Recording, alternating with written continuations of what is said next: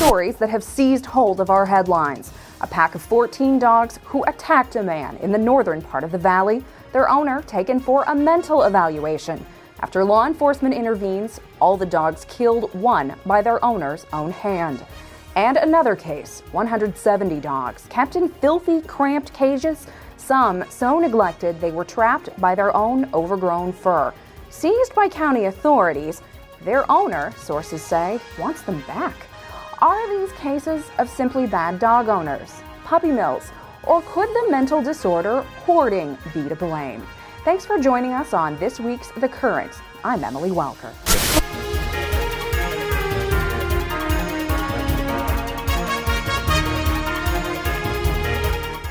Joining us this time on The Current is our forum writer, Ryan Johnson. The weird coincidence is that he actually just happened to be working on a story about hoarding when these stories were breaking, and he learned a lot about, how it is that people come to be hoarders and how you're supposed to intervene when you see somebody you care about who seems to be getting into some trouble when the situation gets out of control. Yeah. Right, when I first moved here to the Red River Valley, one of the very first stories I was assigned was somebody who was a pretty classic hoarder of objects. I remember the fellow lived in Fargo, and he had built out a fence to beyond his property line to sort of contain from view all of the objects he just couldn't bear to part with. I remember the fire department was there, the police were there, environmental health was there, and yet when I tried to talk to him, he gave me a false name. So it seemed to indicate that he knew something was wrong. Do people understand when they're hoarders? Well, sometimes they do, and sometimes they just really don't. I think it just depends on each situation, but oftentimes there are several underlying mental disorders at play. So they might just not even be aware that they're living in a way that no one else would want to live. Otherwise, if they do know, they're often really embarrassed about it. They don't want people to know. They don't want to get in trouble. They don't want to lose their pets or their possessions. So they do their best to not be found out. It seems like, though, the obvious symptoms of hoarding are among the most difficult to conceal of all of the mental disorders, just because you accumulate so much stuff. How is it, did your expert explain, how is it people manage to go for so long without being discovered? Well, many of them suffered from emotional disorders as a child. They didn't learn how to build relationships properly. Otherwise, they were the victims of child neglect or child abuse. Many of them probably don't have many relationships, so they don't have the friends and family that will find them out. So they're able to get by because of that. They can hold down a job, and at work they might seem normal, but they go home behind closed doors, they might have a mess, but no one would know. So as long as it doesn't start to spread outside where it becomes obvious, a lot of times people just won't even find out. So if that's the case, if people are working pretty assiduously to hide the symptoms, they're presenting a pretty normal facade, it could be you, it could be me, for all anybody knows. How do you know? Especially because it seems like the dividing line between what's like normal collecting that kind of gets out of control, or maybe one or two or three too many pets, how do you really know if somebody has a problem? Well, it's hard to put that into a number. There's not a specific threshold. The psychologist I interviewed told me that you can't say that at 8 dogs someone is a hoarder, or at 11.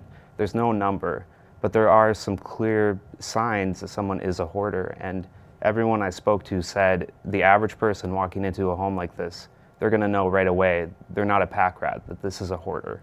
So some of the signs that you can see are just being overly emotionally attached to their possessions. There was a 3-year-old, the psychologist said, that she saw, and she had chewed a piece of gum when her family took her to the zoo.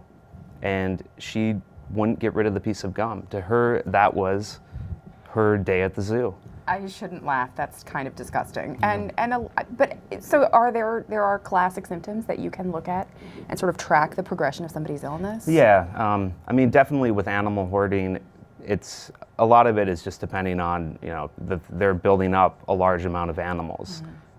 Specifically if they can no longer care for them. Many of these people, they start off with good intentions. They might take in a stray cat or a dog and they think that they're going to help them. But if they don't have the money to get them spayed or neutered, sometimes these animals start to reproduce. It can get out of hand really quickly, and there was one case where a woman was actually feeding her cats rice. She couldn't afford cat food. So that's really the big sign, I think, with animal hoarding, is just they have a lot of animals, and you know, a lot of people are pet people, but I think anyone would know that 100 animals is too many. But yeah, obviously not the guy in the story from yesterday, a story we've characterized as a puppy mill, but the red flag to me, anyway, and this is my personal perception of it, is he's got animals that are 13 years old.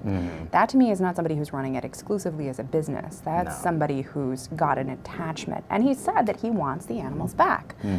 How difficult is it when you want to intervene with maybe a friend and you see that their kids may potentially be in danger at their home because of the mess, or I don't know, like animals who are in not such great shape, or a neighbor who's started to have his collections encroach on your property line?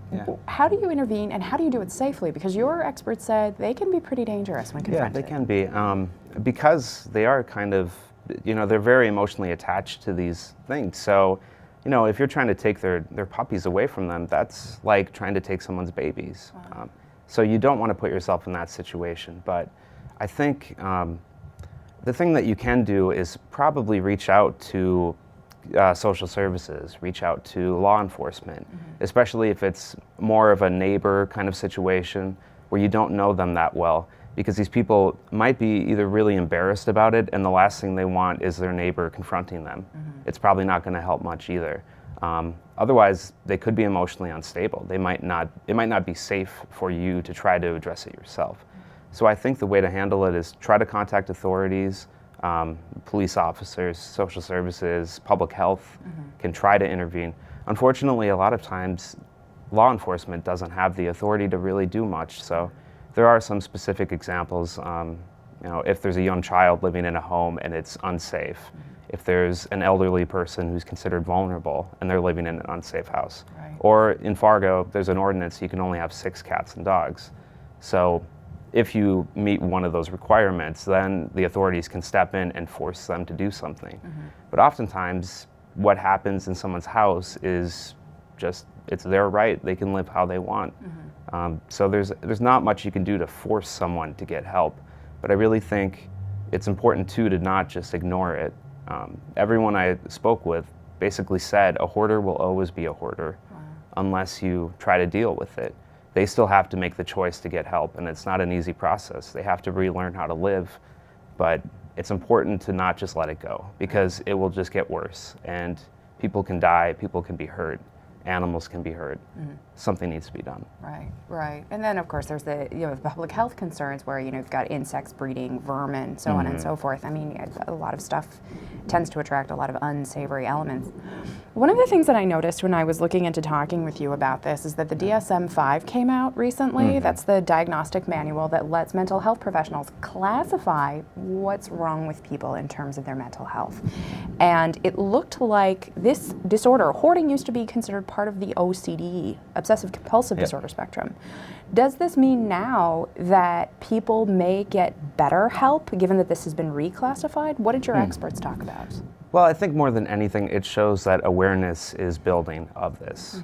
Just 13, 14 years ago, experts estimated that there were a few 100,000 people that hoarded possessions in the US.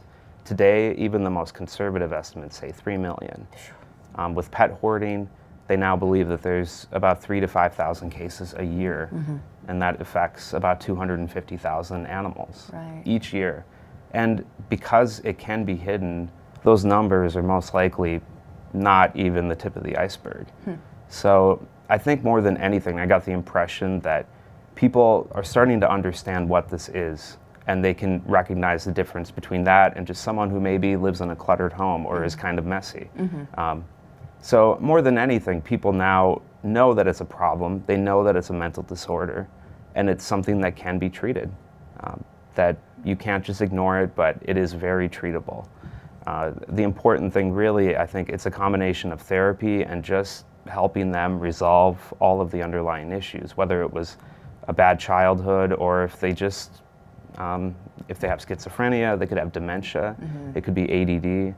But just dealing with those issues, helping them relearn how to live in a way that's healthier. And that can be done. Unfortunately, they have to want to do this, and it's not an easy process. No.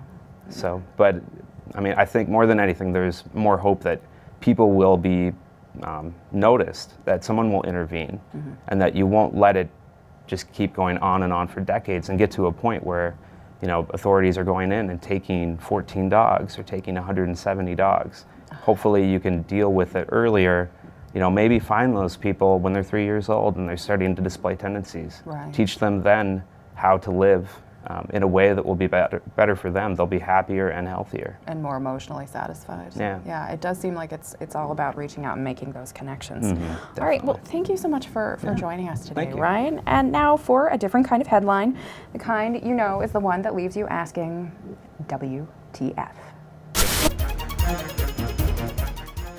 It's your WTF moment of the week, and this time it's starring Christopher Weiner. Christopher Weiner again. Weiner, who is 26, has found his way into the spotlight for a second time, first in what was our most popular story online for 2 days running. Weiner was originally arrested after allegedly stealing an artificial vagina from a sex store right here in downtown Fargo. He told police he became embarrassed when a woman came into the store. Now, Mr. Weiner is facing new charges, this time for allegedly stealing a camera from a sporting goods store. This time, sources say he ran to a liquor store to hide from the police. After the original charges, he could probably hide in an underground bunker and people would remember and recognize him. I have reached out to Mr. Weiner and his mother. So far, no luck in getting them to respond to our request for an interview. We are all dying to hear the story behind the Weiner name.